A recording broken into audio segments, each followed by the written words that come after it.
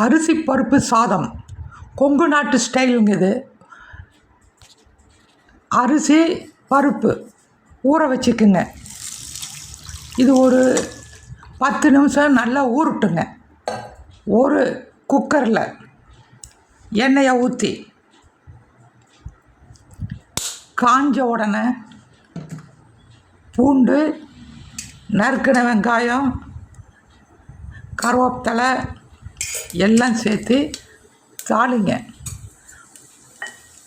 நம்ம சேனலுக்கு வாங்க, நிறையா சமையலை ஈஸியாக எளிதாக சுவையாக செஞ்சுறதுக்கு நம்ம கற்றுக்கலாமுங்க.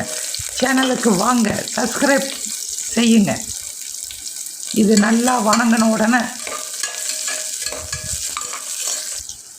உப்பு போட்டு தண்ணி ஊற்றி கொதிக்க வைங்க.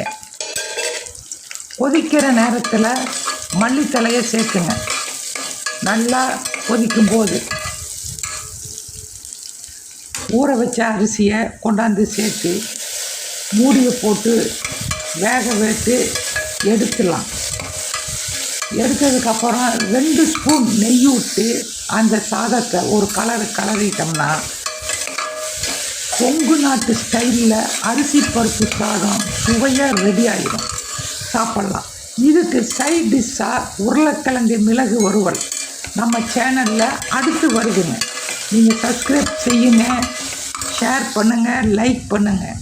அடுத்து அந்த உருளைக்கிழங்கு மிளகு வறுவல் சைட் டிஷ்ஷாக வச்சிட்டோம்னா காம்பினேஷன் ரொம்ப அருமையாக இருக்கும்.